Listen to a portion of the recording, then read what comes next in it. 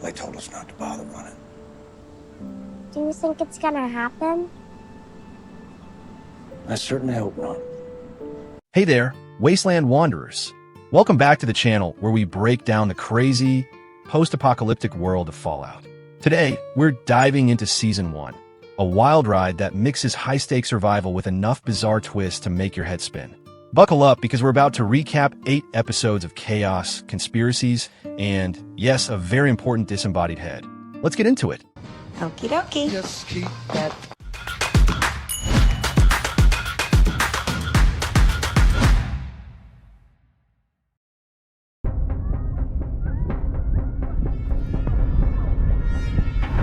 Episode 1, The Ending. We kick things off at the end, literally. The series opens mere minutes before the world goes kaboom. Picture this. Movie star Cooper Howard is entertaining kids at a futuristic 1950s-style birthday bash in suburban Los Angeles. Suddenly, the nuclear Armageddon hits. Cooper leaps into action, riding off on a horse with his child in tow. Talk about an exit.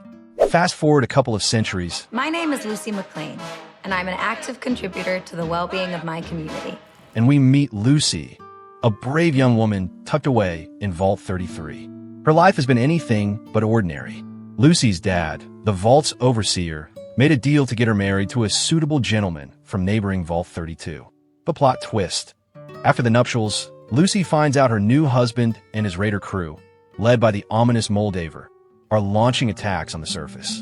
And as if that weren't enough to ruin a honeymoon, Lady Villain sedates Lucy's dad and kidnaps him. With her family in peril, Lucy tosses aside the Vault's strict orders and heads into the Wasteland for a rescue mission. I'm bringing him home. Meanwhile, we meet Maximus, an ambitious member of the Brotherhood of Steel. His friend Dane gets bumped up to Squire, only for fate to force Dane into an early retirement. And Maximus, seizing his chance, is thrust into Squire status. His mission? Track down an escapee carrying a mysterious artifact. In this legion, we'll search a section of the wilds for this target. Just when you think things can't get any stranger, a trio of bounty hunters unearth a legendary ghoul. None other than our one-star Cooper, now missing his nose. The ghoul, with his own peculiar agenda, eliminates the bounty hunters and sets off on his own. Talk about a wild opening gambit.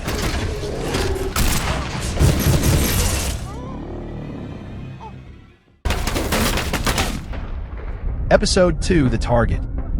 Enter Wilzig, a quirky former Conclave worker whose pet Pooch went on a killing spree to save him. Yes, even in the Wasteland, pets can be ferocious. In a desperate bid for survival, Wilzig injects his brain with something experimental. It's a bold move that screams, "I've got nothing left to lose." Over in Maximus's corner, he's not exactly thrilled with his new nightly mentor, a foul-mouthed, abusive Knight Titus who seems to think insults are part of the training regimen. When the Knight gets mauled by a radioactive bear, Maximus is more than a little relieved that he can let nature take its course. Hey, if you can't save a guy who's a walking punchline, who can you save? You don't deserve that armor. Lucy's adventures continue in the city of Philly, where she's met with nothing but contempt for Vault dwellers. There, she crosses paths with Wilzig again. He advises her to go back home, which is probably the understatement of the century in a world where home is a bulletproof bunker. Meanwhile, a local shopkeeper is supposed to help Wilzig get to Moldaver. But the ever-vigilant ghoul overhears the shopkeeper's plans and, in true knows-less fashion, shoots Wilzig's foot off. Not to mention, the ghoul almost ends up adopting Wilzig's dog, stabbing it and then injecting it with miracle medicine. Yes, even mutated pets get a weird makeover in Fallout. In the chaos, Lucy decides to lend a hand, learning that Wilzig was headed to meet Moldaver, and that his head is the key to something big. She agrees to escort him. The catch? Wilzig, already suffering from his own body's rebellion, thanks to a cyanide pill, needs Lucy to chop his head off after he kicks the bucket. Yup, a literal head-chopping mission. No pressure, right? Episode 3, The Head. Things ramp up in Episode 3, and not just because of the title. We dive into the backstory of our favorite ghoul. Believe it or not, before the war, he was a famous actor starring in iconic westerns, and was even the face of Vault Tech. Imagine if your favorite TV Star ended up as a zombified relic leading a post-apocalyptic life. The plot thickens when Lucy loses the coveted head to a mutated sea creature.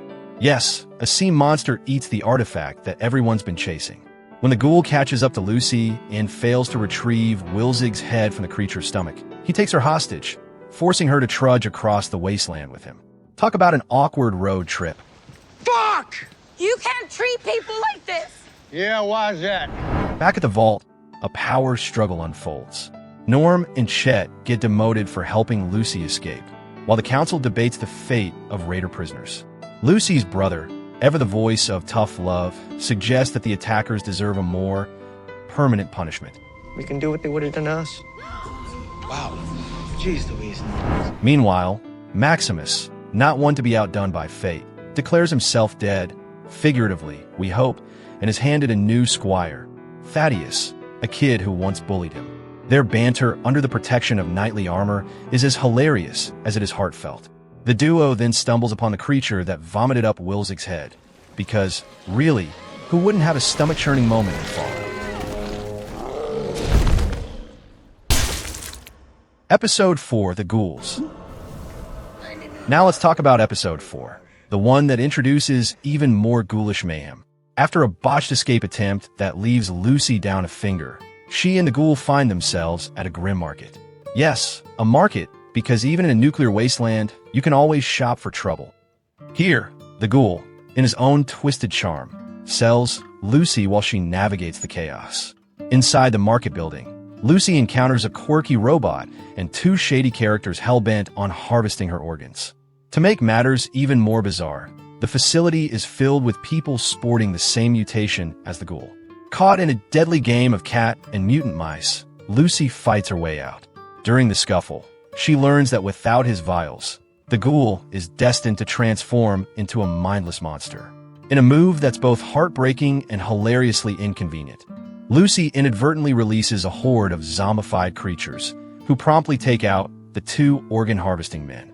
Before making her exit, Lucy shows a rare moment of compassion by leaving the ghoul with some vital vials. With the building in ruins and its inhabitants dispatched, the ghoul indulges himself with a stash of drugs, then sits down to enjoy one of his old movies. Meanwhile, at Vault 32, Lucy's brother and cousin discover a grim scene. The vault's denizens have been dead for over 2 years, having lost their minds and each other in a gruesome internal massacre. To top it all off, a shocking revelation surfaces. The Raiders manage to open Vault 32 from the outside using Lucy's mom's credentials. Vault politics meet nuclear absurdity.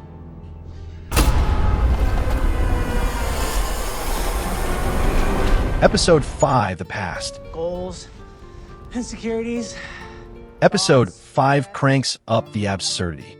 Maximus, getting a little too chummy with Thaddeus, accidentally reveals his true identity. And what does Thaddeus do? He swipes the disembodied head and traps Maximus inside his knightly armor. Yes, folks, imagine being locked in metal and then getting devoured alive by giant cockroaches. I mean, if you're going to be eaten by bugs, it might as well be giant radioactive ones. Just when all hope seems lost, Lucy swoops in to rescue Maximus. The pair form an unlikely alliance with a clear goal: track down the runaway squire, and Wilzig's head, of course. Lucy's bargain is simple: help her rescue her kidnapped dad, and the Brotherhood will lend a hand. Maximus, still under his Knight Titus disguise, agrees with a nod and a wink. Their journey takes them on a bumpy ride, including an encounter with two drifters who shoot Maximus in the arm. Ouch.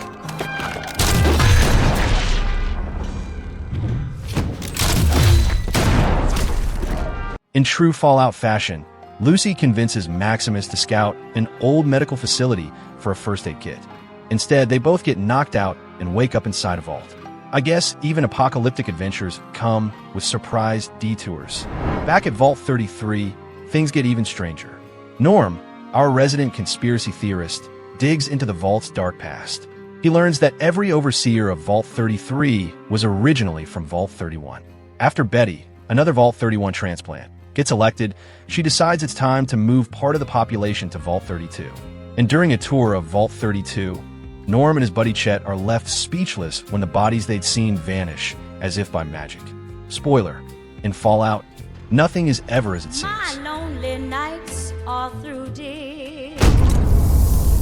Episode 6, The Trap. Next up, Lucy and Maximus find themselves in Vault 4, a supposed sanctuary filled with Wasteland refugees. At first glance, it's like a dream. Safety, hot running water, and endless snacks. But as we know, even paradise has its price. Lucy quickly grows suspicious of Vault 4. Everyone seems to have a mutation, including the one-eyed overseer, and the residents participate in bizarre religious rituals worshipping a giant poster of Moldaver. I mean, if you're going to start a cult, at least make sure your poster looks good. Meanwhile, flashbacks reveal pre-war Cooper's oddball connection with Vault Tech. Not only was he the poster child for their giant bunker-building business, but his wife was busy recording commercials urging Americans to buy their spot in a Fallout shelter. Apparently, not all vaults are created equal, and she made sure their family got a prime location. In the present, the Ghoul, ever the party animal, gets dragged away by 2 sheriff's deputies for a meeting with the president of government. The president, an old pal from way back, wants to execute the Ghoul for taking out the super-duper organ harvesting mart. Naturally, the Ghoul responds with his signature style. He kills both deputies, then notices a drawing of Moldaver on the president's wall. That's when things start to really get weird. Lucy, ever the curious one, sneaks into Vault 4's off-limits lab. Instead of finding a treasure trove of medical supplies, she stumbles upon disturbing human experiments. But before she can spill the beans to Maximus, the scientists catch her in the act. Oops.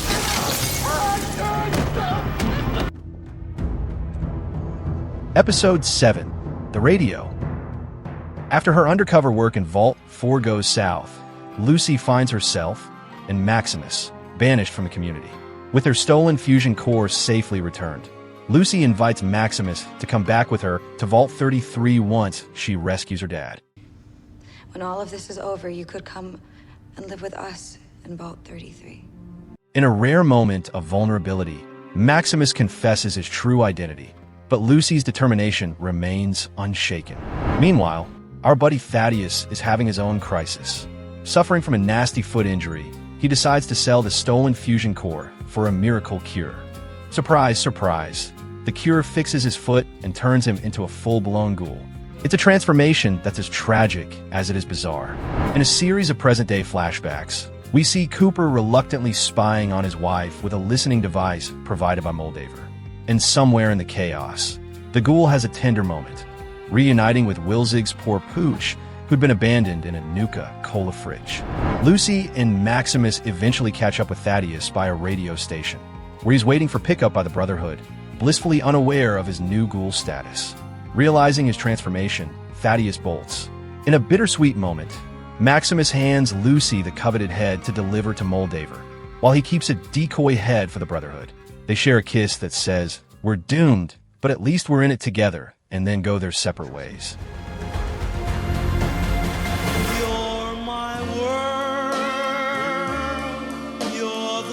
Back in Vault 33, Norm takes his investigation to the next level. Hacking into Betty's computer and masquerading as her, he secures an invite to Vault 31, setting the stage for even more shocking revelations. Episode 8, The Beginning. We now arrive at the season finale, aptly titled The Beginning, because sometimes endings just lead to even crazier new starts.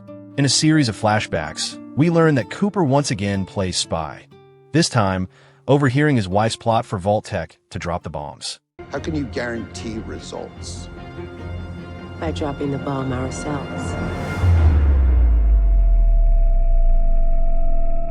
Their plan? A clean slate for building society in the safety of vaults. Talk about a real estate nightmare. Inside Vault 31, Norm uncovers a preserved brain that's been secretly pulling the strings in neighboring vaults. Here's the kicker. Every former overseer of Vault 33 turns out to be a Vault Tech exec sleeping in cryogenic pods. Yes, even Hank is in on this icy conspiracy. Lucy learns another bombshell. Her mom actually ran away from the vault years ago to start a new life in Shady Sands. In a fit of vengeful genius, Hank nukes the city in retaliation. Meanwhile, Maximus leads the Brotherhood on a violent rampage into Moldaver's village, massacring most of its residents.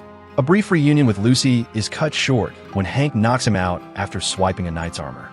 When Maximus wakes up, he finds himself inexplicably taking credit for Moldaver's death and is crowned a knight in the process. And if that wasn't enough to leave you scratching your head, the Ghoul drops one final bombshell.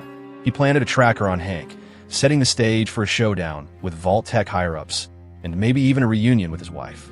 In the final twist, Lucy chooses to join the Ghoul, leaving us with one heck of an ambiguous cliffhanger. So there you have it, an action-packed, head-chopping, cockroach-eating, traitor unmasking recap of Fallout Season 1. Was it as bonkers as you thought? Or did we miss a detail in all the madness? Drop your thoughts and theories in the comments below. Let's hash out what's next in this wild Wasteland saga. And if you enjoyed this recap, be sure to like, subscribe, and hit that notification bell for more Fallout fun.